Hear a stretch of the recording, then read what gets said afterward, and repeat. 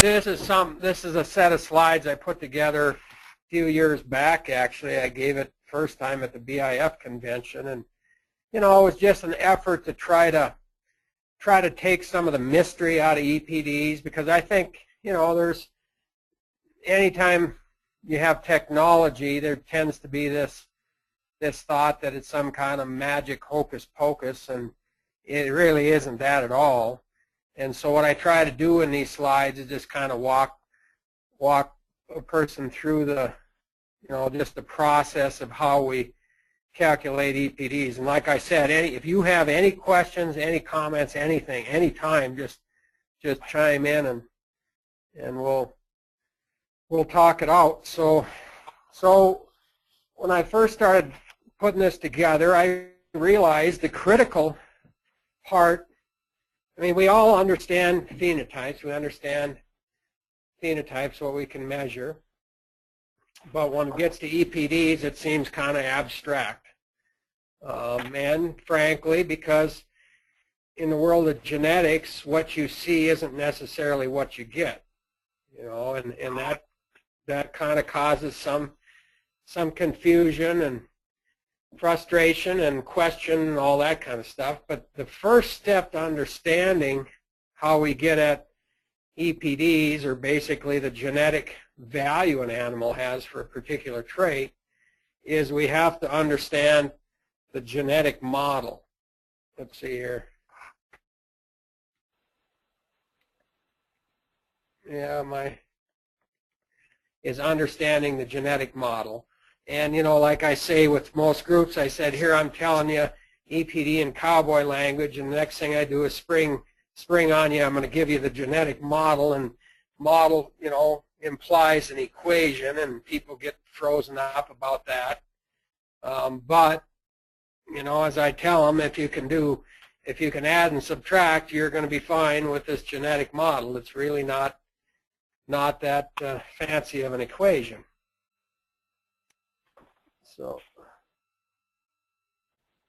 So anyway, I ask them, I've given this talk with audience responders before, those gadgets where you ask the question and then they punch in their response into the gadget.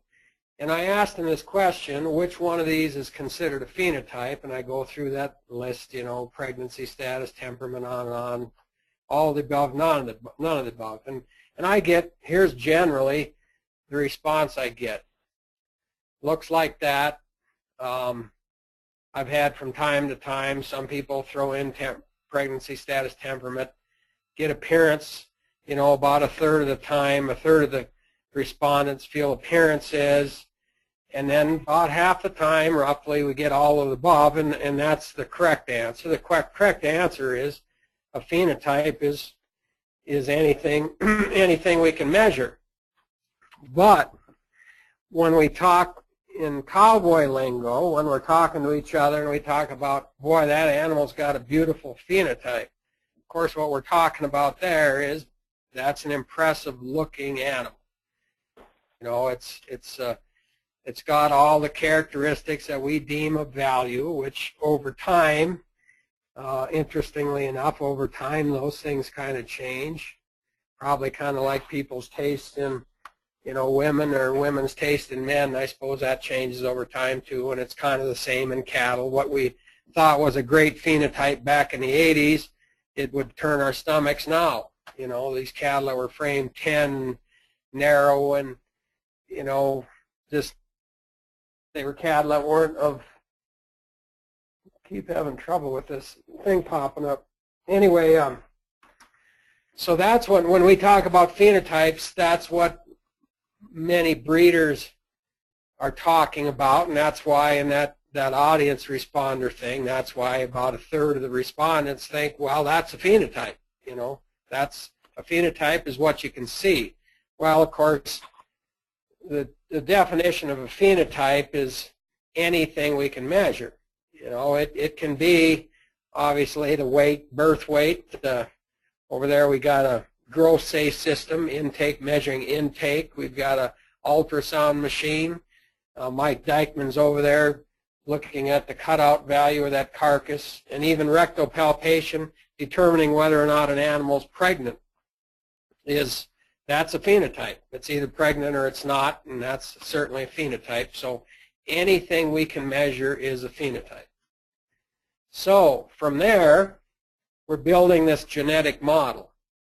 So, and yeah, even ear length, being a smart ass, I had ear length up there as a phenotype, and it's a phenotype. And if we chose to measure it, it would be a viable, it's a phenotype. I don't know why we'd do that, but we could certainly do that. So anyway, that brings us to this genetic model. And really what the genetic model does is break down this phenotype, break down this measurement. The measurement might be just visual appraisal, might be a score of 1 to 10 on the visual appearance of an animal. That's a phenotype, or it might be a birth weight or weaning weight and so forth. But anyway, you've got a phenotype, and that phenotype equals some components, and those components are these. There's an average of the population for whatever trait, and we'll use weaning weight. The examples I use in this are weaning weight throughout this presentation. Just for kind of ease, I stick with weaning weight because that's something we all relate pretty easily to. Then there's a breeding value. That's the value of an animal as a parent. And then there's an environmental effect. And when you add those three components together, they will equal the animal's phenotype for whatever trait you're looking at. Okay, so to give you some sense of what I'm talking about, I'll use a population with 1 million animals. You've got over there on the left-hand side from 1, 2, 3 all the way down to 1 million. And each one of these animals has a weaning weight tied to it. It's actually been put on a scale, and we've taken the weight at weaning. Okay, so if we start looking at this, we can break down this weaning weight, this phenotype, into an average, a breeding value, and an environmental effect. Okay, can you guys hear? Are you hearing this well enough? Yeah, I'm trying to keep up with you. Okay. Well, if you got anything, you got questions, like I said, just stop me and ask them. Well, the only question I've had so far, those things you put on the board when you asked that question, in my mind, it was all of the above. Was that right? That's right. You were right. Okay. You were right. So you were right on target, where probably a third or better of our members, or at least a third or better of the industry, would have gotten that question wrong, or tend to get that question wrong. So you're on the money. And so in this particular case, we're using weaning weight. That's our phenotype, and we've got all these weaning weights on these 1 million animals. Like I said, with this genetic model, we can break down this weaning weight, this phenotype, into an average, a breeding value, and an environmental effect. Now the thing about the average, if we take a look, okay, the first animal, let's say the first animal breaks down like this. First animal, the average, and that's a population parameter. And what that means is that's the same for every animal, because it's the average of those 1 million animals. The average ends up being, for these 1 million animals, we've actually taken all the measurements, taken the average, and it's 725 pounds. From there, you'll see what looks fairly familiar, should look fairly familiar. You'll see deviations. The average is an actual average, a measurement of the mean. The others are deviations from that mean. So if we look over and we see that number 1 animal has a breeding value of 10, then it has an environmental of 115. You add that together and you have 850 pounds. Okay, if we go down the next animal, again 725 pounds, because every animal has the same in the population, of course. You're taking the average of the population. In this case, like I said, 725 pounds. But animal 2 comes at it with a -5 breeding value and a 0 environmental effect, and that, of course, equals 720 pounds. then on. You can go on down. We could go through all 1,000,000 animals, and each one of these animals has the average is a population parameter, so they're all 725 pounds all the way down to animal 1,000,000. And again, we got 25-pound breeding value minus 150 environment, 600, all the way down. We went down to the last animal, the 1,000,000th animal. Again, 725 pounds. This particular animal is 20 and minus 65 for environment. Wayne, okay. how did number 3 have a breeding value of plus 25? Okay, that's the actual, and that's what I'm going to work towards, is coming up to why. I mean, animals have breeding values all over the board. It's just that, and those are the values. And next question I'm going to ask you: which of these, the average, the breeding value, the environmental effect, which one of these are we concerned with?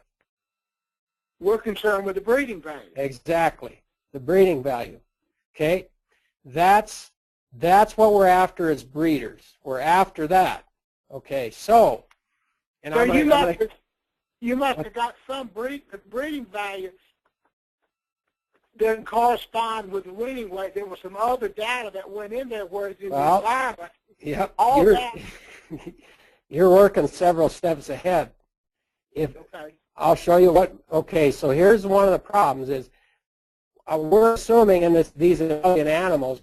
I'm making this assumption that we know the actual breeding value of every one of these animals. Well, obviously we don't, and we get at it the way what you're describing. You start going right to the data. You got to have some data that gets you there, and you're exactly right.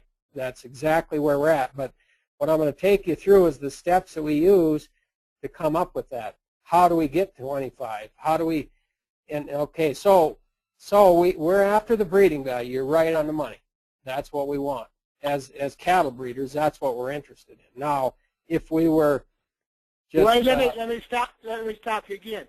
So, I see the average. The breeding value is what we would call would be genomics or an EPD, whereas the environment would be a phenotype. Is that right? Well, the environment, no. Actually, the phenotype is the weaning weight. That is what we see. Okay? But the phenotype is influenced by the environment, which we can change, but by how much feed we give them, whereas the breeding value is from the genes. Right. You're right. So the breeding value, the weaning weight is made up. Of course, you got the average, and it's the same for all of them. So if, when it comes to mathematical properties, what's the thing you can do when you have the same value in every equation? You can get rid of it, and that's what we do. When you see in EPDs, we don't have an average in EPDs. We have deviations. So we know that an animal's phenotype is made up of its breeding value, in other words, the genes that animal has for a particular trait, and the environment it's been exposed to.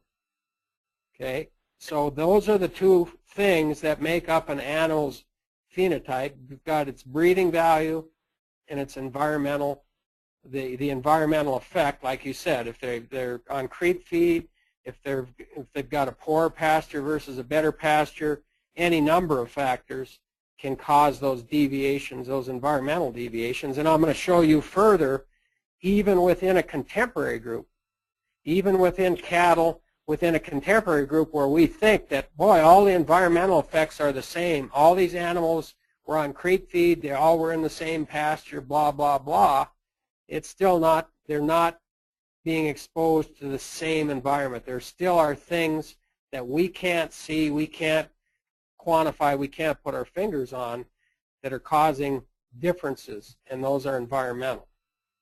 So now to go one step further, we're actually, as cattle breeders, a breeding value is the entire Let me interrupt you one more time. Yep, no problem. I now see this clearer, which I didn't see the first time around. So what you're saying is that first animal that weighed at 850, yep, the 125 pounds that animal was over average, you're attributing 10% to breeding value, which is genetics, and 115% to endowment. Well, not percent. I'm saying pounds. 10 pounds of that. Yep. Yeah. Right. 10 pounds came from breeding value or genetics, and 115 came from the environment. Exactly. That's exactly what the interpretation is. Now, throw a little bit of a monkey wrench into it. When we talk about the genetic value of an animal, we always talk in EPDs. And an EPD is actually half of a breeding value. And the reason being is the animal's own phenotype is affected by all of the genes an animal has. So when we that first animal number 1, if we could magically assess the value of each one of the genes that affect weaning weight, we've come up to 10 pounds. So that animal has an extra 10 pounds over the average due to the genes he has. But now when that animal becomes a parent, what happens? Well, he puts out a sample half of his genes. He only puts half of those genes out, so even though his breeding value is 10, in other words, the impact of the genes that he carries on his phenotype is 10, the impact he'll have on his progeny is only 5 because he just puts out a sample half of those genes. Each time there's a mating, a random sample of his genes go out into create his progeny, and that will only have an impact of 5 pounds, not 10 pounds. And that's not a big issue. I mean, over in Australia, they just publish breeding values, and you just have to know the difference. So if you see a breeding value, you'll know that you have to half that to get at how much difference you'd expect in their progeny. So that's a difference there, and it's just a small nuance. It's not a major issue, but it gets to the understanding that an animal only puts out half of its genes. You know, when it becomes a parent, puts out a sample half. So even like that number 1 animal, his genes gave him a 10-pound advantage. His genes will only give his offspring a 5-pound advantage. So does that make sense? Yep, I got that. Okay. So we're after breeding value, and you know, once we get breeding value, all we have to do is half it, and we've got our EPD. Now, if you go back to your math class back years ago, mine have been many, many years ago. So you got a phenotype, and it equals something, something, and something. It equals the average, equals the breeding value, plus the environmental effect. Now, and of course, the breeding value is what we're after as breeders. Now, if you remember back to solve this equation, you know, I'm going to say right off the bat, we don't know what an animal's breeding value is. You know, we don't know that. That's why we call it expected progeny difference, because it's estimated. It's an estimated value. But to solve this equation, we would say, okay, what do we know? If we have 4 components, we've got a phenotype, average, breeding value, and environment. If we have 3 of the 4 components, we get the other by back door, through the back door. We get it by process of elimination. So let's start out over the left-hand side. Do we know what the phenotype is? Yep, we can measure that. We measured that first animal had, I don't know, 850 pounds or whatever it was. We measure animals, so we've got the phenotype. Do we know the average?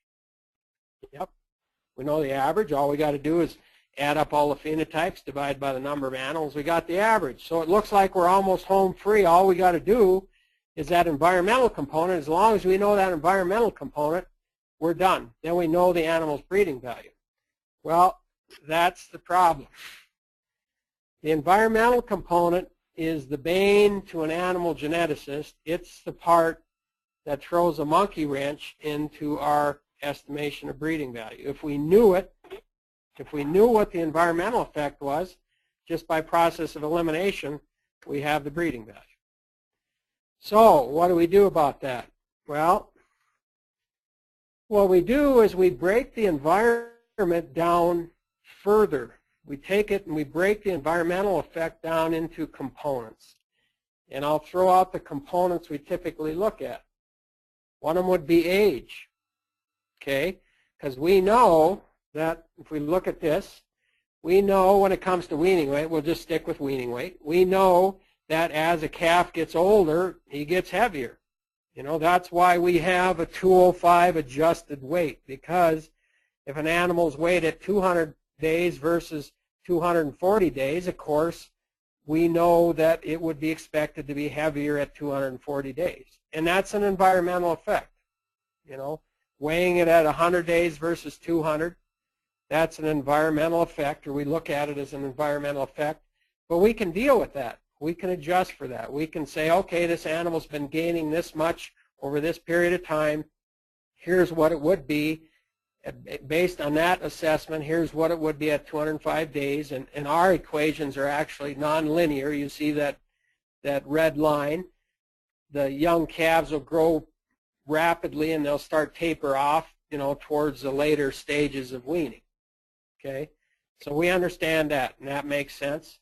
So we can adjust for that. That's an environmental effect we can adjust for.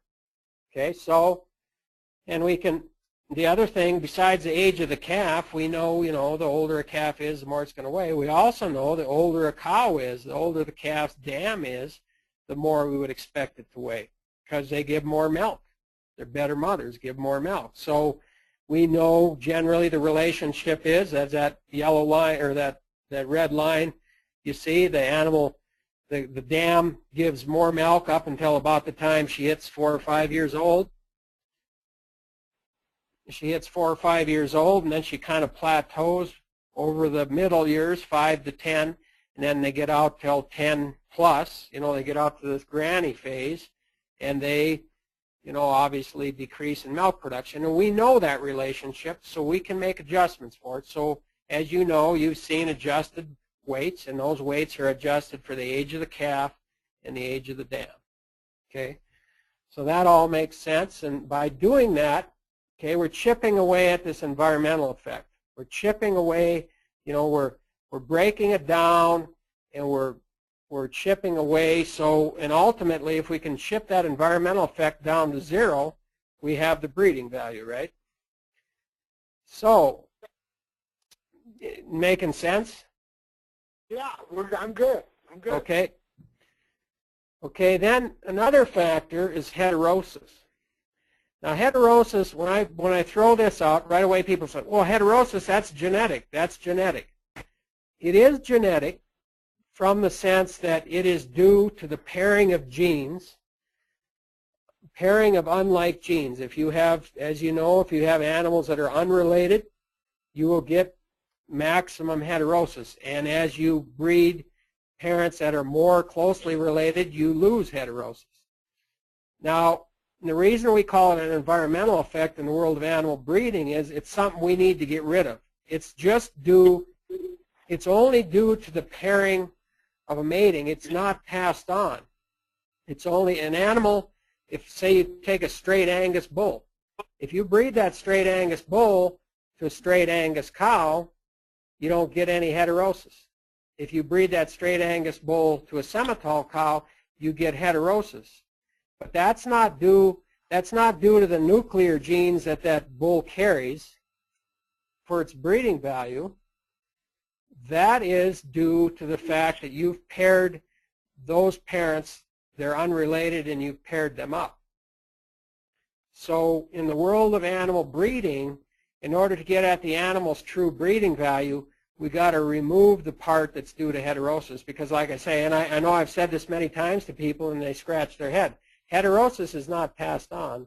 Heterosis is simply due to the mating that's made, and if you make a mating between a Sem-Angus, a straight Simmental and Angus cow, straight Simmental bull, Angus cow, you get maximum heterosis. If you go back and make that mating, you take the calf, resulting calf, and you go back on a Sem-Angus cow or an Angus cow or Simmental cow, you lose heterosis.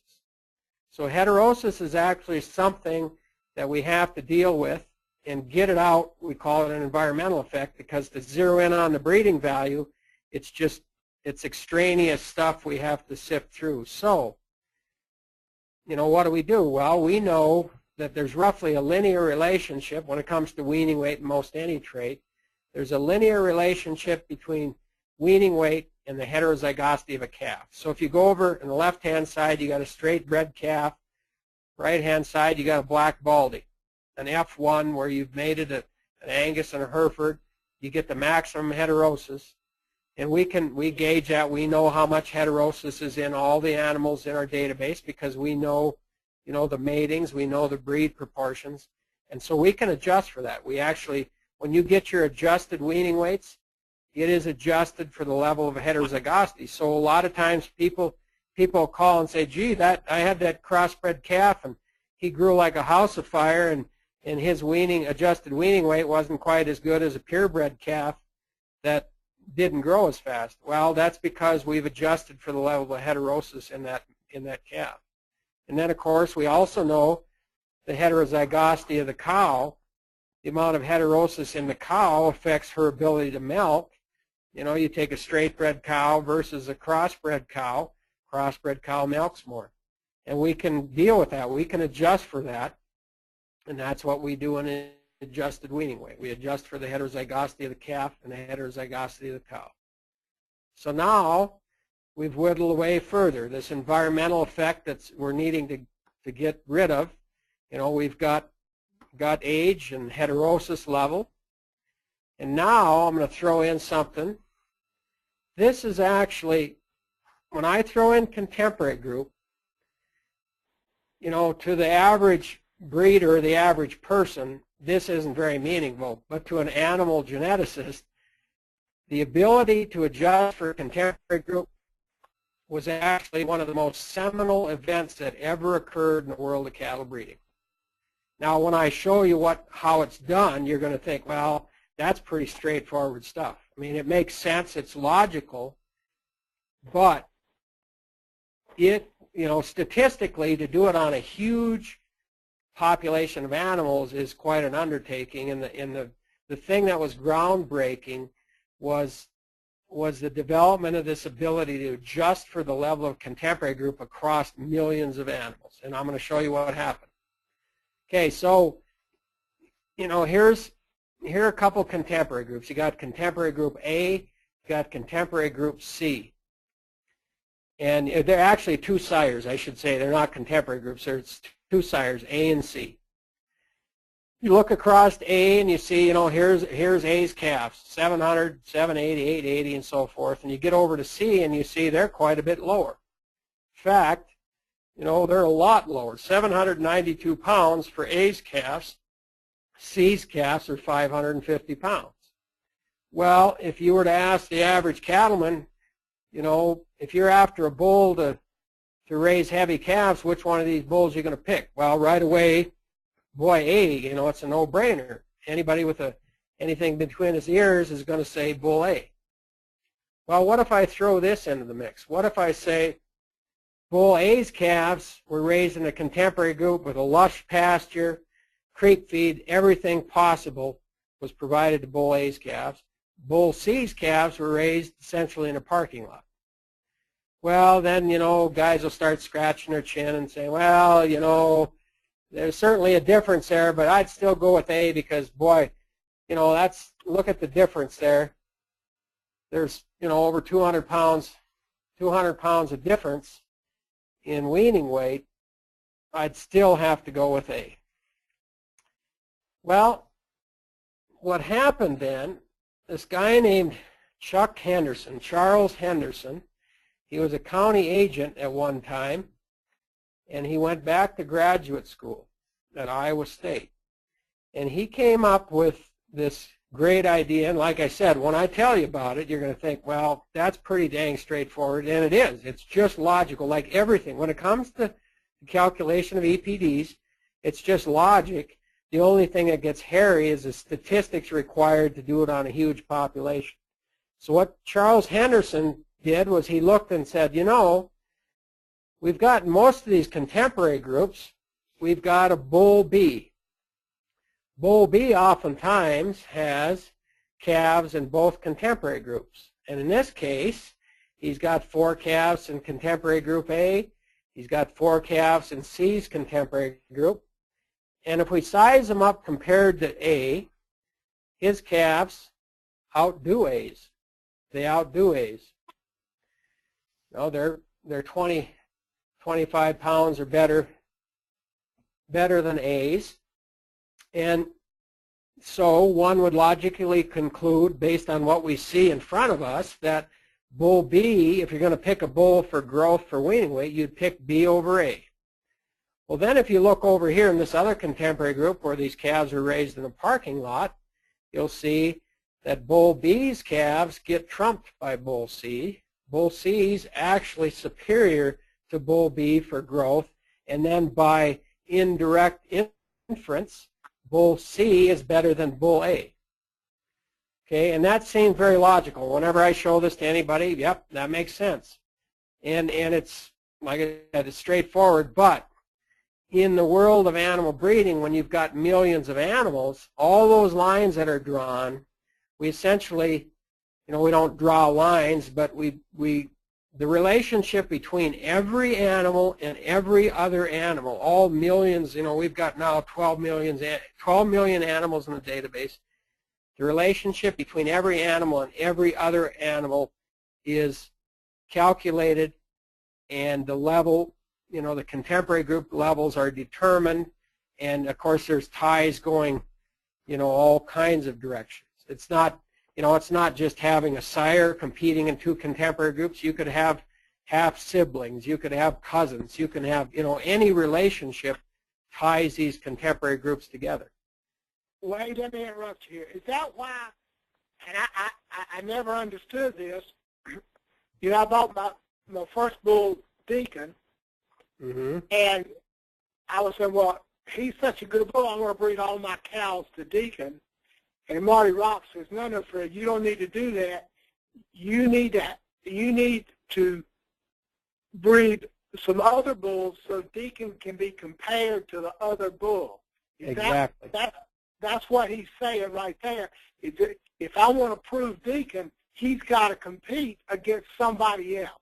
That's exactly right, and that's the basis of the carcass merit program, and every breeder, unless if you have a highly proven bull where there's nothing left to learn on him and you want to use him on everything, fine. But if you have a young bull that you want to prove, he has to have some competitors. If you don't have any competitors, we have all kinds of guys call in, gee, I have this bull, and boy, his calves weaned off at 900 pounds, and on, and how come his EPDs didn't go up? Well, what do you compare him against? Well, he was the only sire. Well, we don't have any way to put anything in context. If we don't have any competitors, we can't put anything in context. So that, in relation to that particular bull, that single sire contemporary group, it gives you no information on that bull. Now, it does tell you something about the cows, because the cows are competing against each other, but it does not give you any information on the bull. So that's why Marty would have said that. Okay. So in this, like I said, this was a watershed event, because in the past, before this, what we did was, people started to realize the advent of performance testing came in back probably in the 60s. When Simmentals first started coming in, county agents were running around with a scale behind their pickup, and they were weighing calves, and, guys started taking birth weights and that kind of thing. Well, they quickly realized that, the actual weights, for one, the actual weights were not very, very good for comparison, because they knew that, calves out of a heifer had smaller birth weights and smaller weaning weights, and they knew that older calves were going to weigh heavier than younger calves and all that. So they made all these adjustments. Well, then they realized, well, these adjustments, they might be somewhat good within a contemporary group. They might be okay. But if you start looking across the contemporary group, there's all kinds of different management schemes. There's different environmental factors. There's weather, the roughage situation, the whole. There's so many things that affect the weights of an animal, or the measurement, any phenotype on an animal, that you really can't compare them head-to-head across herds. So then they went to ratios. Then the idea was, well, we'll use ratios, and 100 in one herd, that's average, and 100 in another herd, and so we know that, if an animal's 120, that's better than 100. The problem with ratios, and ratios are, I always call them the kind of the residual, adjusted weights and ratios are the residual of many years of performance testing. The problem with ratios, in order to use them for comparison, you have to assume that 100 is 100 is 100. In other words, that all herds are genetically the same. Because if you're going to compare a ratio of 120 in one herd with a ratio of 120 in another herd and call them equal, you're assuming that, the herds are equal for genetic level. And of course, that's not true. It's not reasonable to think that all herds have the same genetic level, and that's really one of the major shortcomings in ratios. That, and there's many others. I mean, ratios don't use all the relationships that we have built in. They don't use heterosis, or they don't deal with things like heritability and things like that. So, and I'll get to heritability here in a minute. But anyway, this was a major coup in the world of animal breeding. So now we've got this environmental effect, and we've chipped away, and you'd think by now, we'd be home free. We've dealt with age, heterosis, contemporary group. Now we can deal with contemporary group. Well, the problem is we have this thing called unknown environmental effect, and that is a bugger. In the world of animal breeding, that really is a problem. That's the kind of stuff that makes you pull your hair out if you're trying to assess the genetic worth of an animal. Well, so what do you do? Well, here's what we do in the world of animal breeding. So these environmental factors, as I said, we've got some of them we can deal with. We can adjust for age of the calf and the dam. We can adjust for heterosis levels, and we can even deal with the contemporary group, adjusting for the level of the contemporary group. But even within a contemporary group, there's a huge portion of an animal's phenotype that is due to what we call this unknown environmental effect, and it's exactly what it's called. It's unknown because we can't put our finger on what causes it. We know within a contemporary group, we know it exists. We just don't know what it is. We can't adjust for it. We just can't.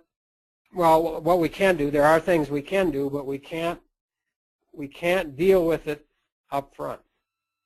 So what we do is this stuff making sense? Yep. Keep on. Okay. So what we do, we actually measure it. We actually measure the size of this cloud, and I'm using this cloud to show you that it covers the animals. You're trying to get at the animal's true genetic value, and this cloud covers it. The first thing we do is measure the size of that cloud. And what it turns out to be is that cloud, that unknown cloud, is equal to 100% minus heritability. So when you hear the term heritability, heritability is essentially a measure of how much you can see, how much of that animal's phenotype is due to its breeding value. That's heritability. So if you take 100% minus that gives you the unknown environmental effect. So now what do we know about heritability?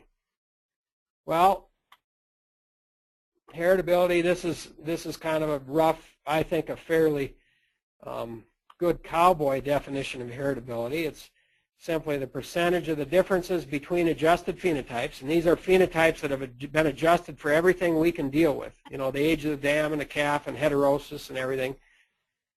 How much of that is due to the differences in breeding value? Okay, so if we look at this example, we've got this example here, 4 bulls. Okay, and these 4 bulls, I'm going to say they're all in the same contemporary group, so we don't have to worry about adjusting for contemporary group. And we've already adjusted for the age of their dam and the age of the calf. I mean, their age of weaning, and the dam's age and so forth, and this is how their adjusted weights come out. They've been adjusted for everything we can adjust for, and they're from the same contemporary group. Now, a lot of us would like to think, well, those differences then are all genetic, right? That 720 pounder is, you know, almost 200 pounds superior to that 530 pounder, and that's all genetic. Well, not really. And here's the deal. So when it comes to weaning weight, the general, a pretty typical estimate of weaning weight, the heritability of weaning weight is about 25%. Okay, so what that means is what we're looking at there, the differences you see in those animals in the same contemporary group after everything's been adjusted for, only 25% of those differences is due to breeding value, only 25%, and then by definition in that previous slide, remember, the unknown part of it, the part we can't get our fingers on, 75%, because it's 100 minus heritability, 75% of the differences between those four bulls are due to unknown environmental factors. We don't know what they are. You know, we've adjusted for everything we know, and we still have 75% of the differences due to unknown environmental factors. What the take-home message to me is this: phenotypes by themselves, phenotypes are a poor indicator of an animal's breeding value because of this problem. Because heritability at 25%, which, you know, that's actually a pretty decent heritability. Weaning weight is one of the more heritable traits. You get into traits like fertility, you're looking at 10% or less. You know, in other words, 10% of the differences we see in a trait like fertility are actually due to breeding value. 90% of them are due to some unknown environmental factor that we can't put our fingers on. So that's why people that are fixated on phenotypes, they want to use phenotypes to sort through cattle for whatever trait they are sorely disappointed. So, you know, that brings me to use EPDs. Well, the first thing people say, well, what makes EPDs special? EPDs are made up of phenotypes. Remember I showed you that genetic model, and we've got all those EPDs.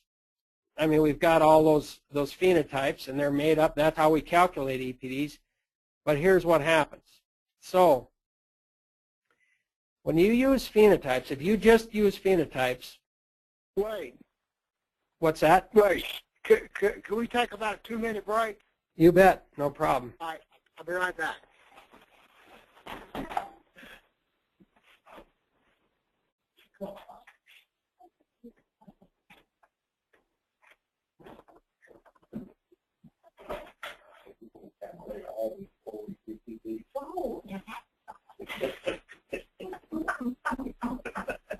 So you can find out which of the better boys. You can find some moms of plastic. Do that on teachers, then they could pay.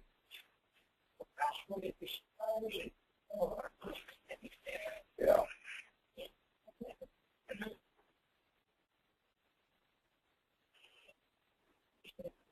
I told her I should take an every week. We had no idea what we were doing. This is supposed to be the simplest explanation. This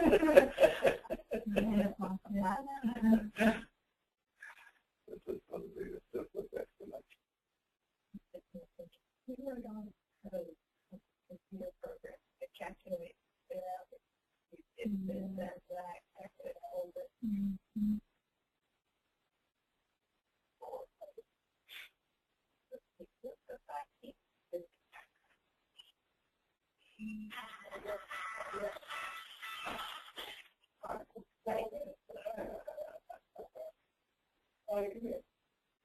Not in my office. I have it in the store. I'm trying to think of it. Yeah. Yeah, yeah. No, it's just pretty great, you know.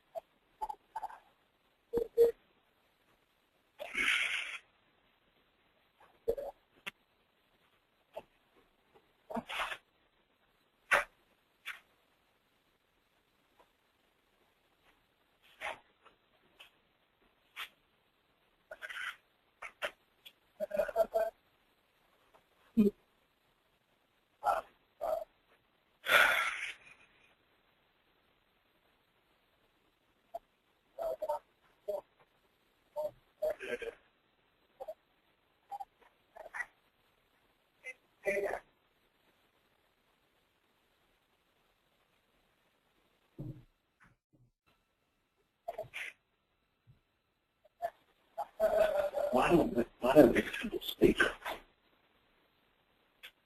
I don't know, but I guess you could do like a pair of speakers. Yeah. Great. Here we go. Go ahead. Fine, you're here. Fine. Here, right in here.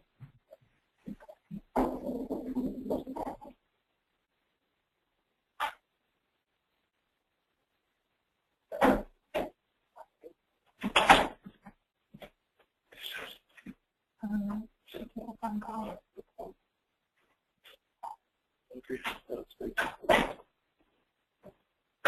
Okay, Wade, I'm back. Thank you. Okay, so I just got a handful of slides left, and what this series, the next series of slides does is establishes what, as we go from just using a phenotype, where a lot of producers, a lot of breeders even, they just use phenotypes to make their assessment of genetic value. Well, as you saw, with heritabilities at 25%, this unknown environmental cloud covers up the true colors of an animal. And so if you're just using a phenotype, you're barely seeing the true colors of an animal. Now, as time goes on, if you use adjusted phenotypes, you're clearing away some of that cloud. I mean, you're taking away the fact, that the age of the dam and the age of the calf has an impact on weaning weight and heterosis and so forth. So we've adjusted that, and the cloud gets a little smaller. You're seeing a little bit clearer picture of the animal. But when it comes to EPDs, an EPD, even a low accuracy EPD, is going to show you a much better picture of the true color of an animal than an actual weight or an adjusted weight, because EPDs use they leverage every bit of available information. And even when all you have is a pedigree estimate, or if you have just a pedigree estimate and some information on that animal, birth weight, weaning weight, ultrasound, and so forth, like I said, it's a lot better than anything else out there. Now, how do you ever get this environmental cloud, this unknown environmental cloud? How do you shrink it down? The way you shrink it down is through data. As you bring, like Marty said, if you want to find out about a bull, if you want to test your bull, get calves out of that bull and compare them to calves out of other bulls. And over time, as you bring more data to the mix, that cloud, that unknown environmental effect, gets smaller and smaller and smaller the more data you get. So if you're talking about, so let's go back here. Let's say you start here and then you do a DNA test.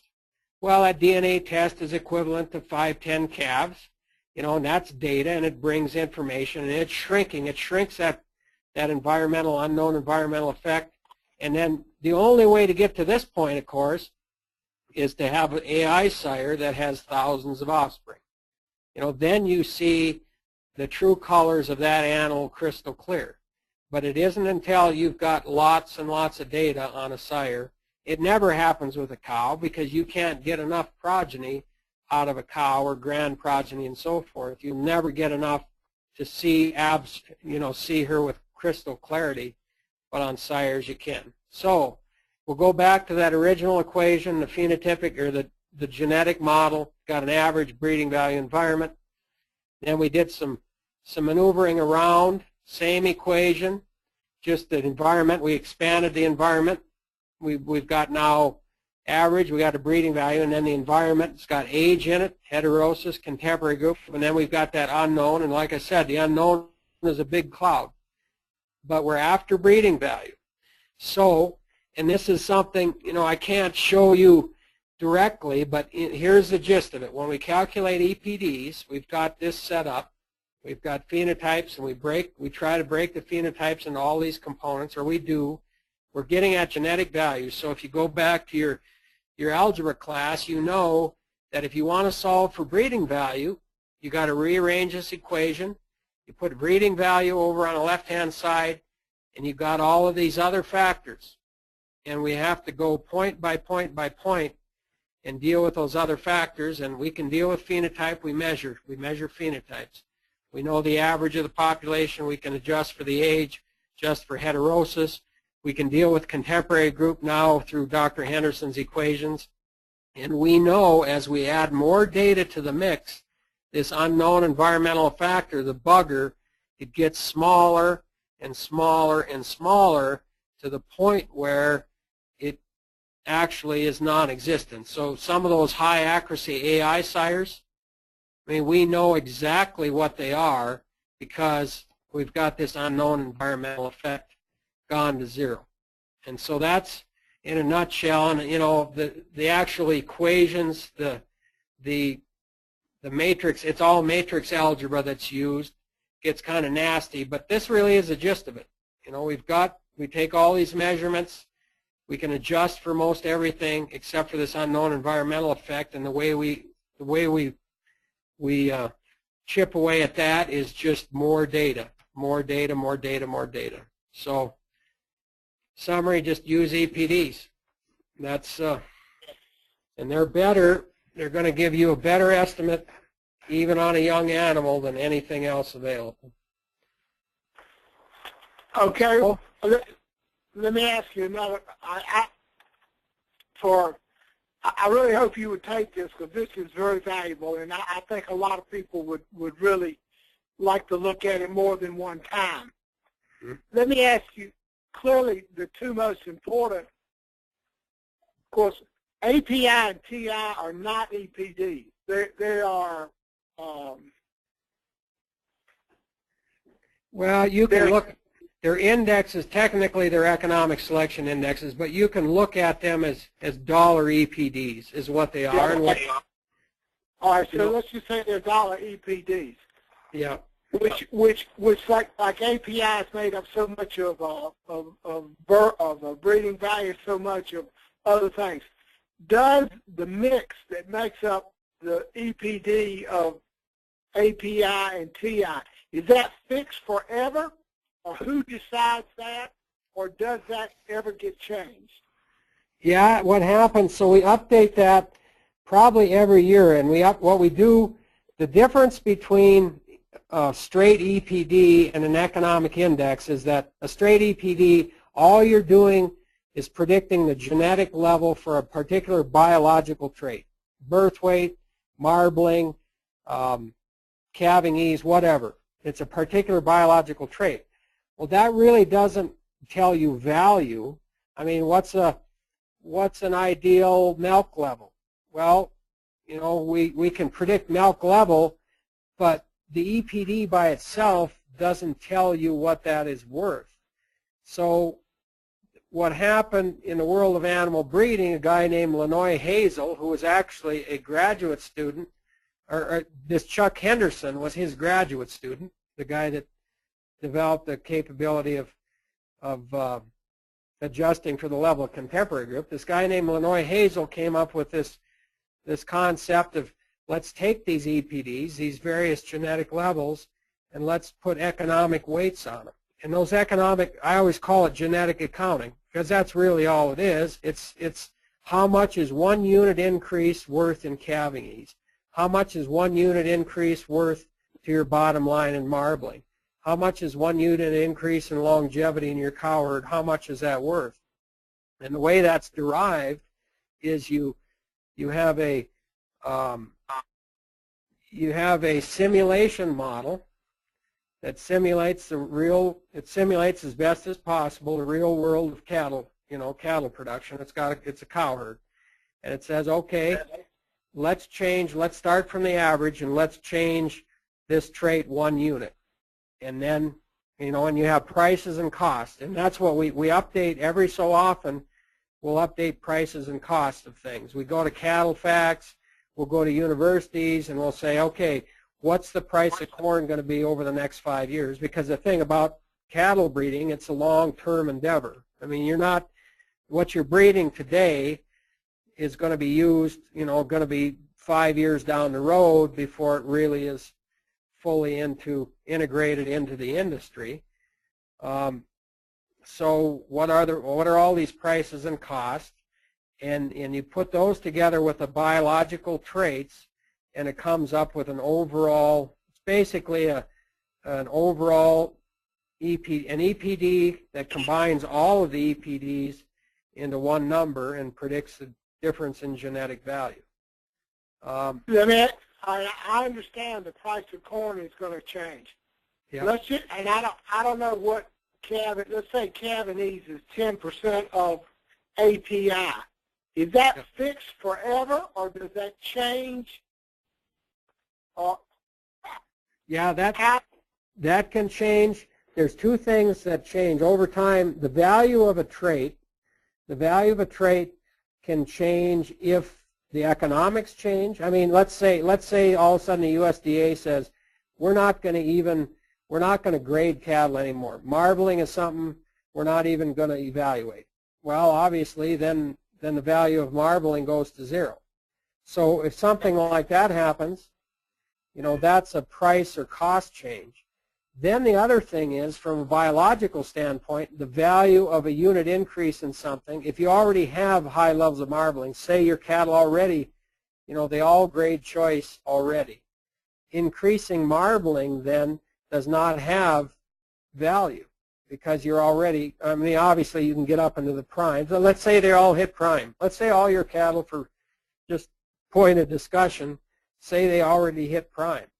Well, there is nothing above prime, so you can't make any more money in that trade. So over time, we will change the indexes based on the changing population. If the population, as we get higher and higher levels of marbling, the value of marbling, for instance, when it comes, if you had an Angus on Angus index, if you're using an Angus bull and Angus cows, the value of marbling is not as high as it is when you're using a Simmental bull and Angus cows, and that's because with Angus, most of your cattle are already over that big price threshold where you get that big, you get a $10 boost between select and choice. That's a big boost. Whereas when it comes to Simmental, a good share of that bell-shaped curve of animals, if you move marbling 1 unit, it moves a lot of cattle over that choice threshold, and it makes you a lot more money. So yeah, they can change over time the value of a unit of calving ease. If you already have, if you don't have any calving difficulty on your heifers, then there really is no incentive to have more calving ease. And you can make the same argument about many traits, and the way we deal with that is we change our levels of biological levels for the traits, and then we change our prices and costs. And so that's how you do over a period of time. Let's just say again, I'm just using the Cavanese is 10% of the factor that makes up API. For some reason, you could potentially, or someone, either you, the board, or somebody, say because of what's going on in the market and what's going on in the cattle-based cattle we have, Cavanese needs to either go up to 11 or down to 9. And some other trait takes a larger part of API. Do I understand that right? It can change. I mean, any trait, the value of any trait over time can change, and it'll be reflected. We've done 3 different updates now to the indexes over the years. And one of the things the board, neither I nor the board, this is purely accounting, numbers, dollars and cents accounting. And so, when we ran our first indexes, the chips fall where they may, and I looked at stuff and I said, boy, I don't know why. It was surprising to me, for instance, and I can't remember if I told you this before, but the first indexes we ran, the value of marbling was a lot higher than the value of yield grade. And I scratched my head, and I didn't know. At first I thought, boy, maybe there's something in the mechanics that, in the accounting process that we got wrong. Well, I started weeding through, going back through the process and we work with a guy at USDA on this and going back through it. And the reason, what that was a function of is that when it comes to yield grade, the way yield grade is priced, you don't really make much more money by having lower or better yield grades. You know, they only pay you $1 to 100 by having yield grade 1s and 2s. Now on the flip side, if you have 3s or if you have 4s and 5s, if you get real high, poor yielding cattle, they really hammer you. I mean, they can hammer you $10, $15 a hundredweight or more if you have poor yielding cattle. Well, in the world of when you put a Simmental bull on an Angus cow, you just don't have problems with yield grade. It's the same thing I was telling you about any trait where you don't have any problems anymore, it becomes almost immaterial. Now, when it comes to marbling, it was different. When it comes to marbling, if you have a Sim-Angus cow or a Sim-Angus calf that's in the feedlot, you know, they typically about 60% of them hit choice. If you go from the select to choice, it's about a $10 on the average over a number of years. It's about a $10 boost per hundredweight. So on a 1,000-pound carcass or 900-pound carcass, you know, that's $90. Or it's $90 on a 900-pound carcass. Well, because when you have a Sim-Angus calf, you have a lot of animals that are going to be right around that choice to select threshold. So if you change it a unit, if you change marbling 1 unit, it brings a bunch of cattle over that threshold and you get $90 more per carcass that, you know, make it over that threshold. If you improve yield grade, you're not making, it doesn't bring, you don't have any problems with yield grade. You don't have any 4s and 5s. You know, we've had in the carcass testing program, over all the years we've done it, we've probably had 2% of the animals, Sim-Angus cattle, hit 4 and 5 yield grades.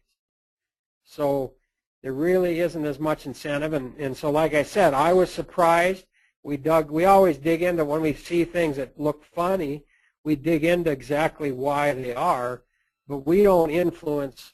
I mean, I think there's a perception that we arbitrarily weight these things, or we have some kind of, well, we sit back and actually make up these weightings. The weightings are very objective. You know, Okay. the only thing that affects the weightings are the prices and costs we plug in, and where we assess the population to be for these different traits, for marbling and yield grade and calving ease and all the different traits, and we try to do that as fairly as we can. Okay, well, Wade, this has been great. I appreciate it. You going to BIS? Are you going to BIS in Nebraska? You bet. You bet.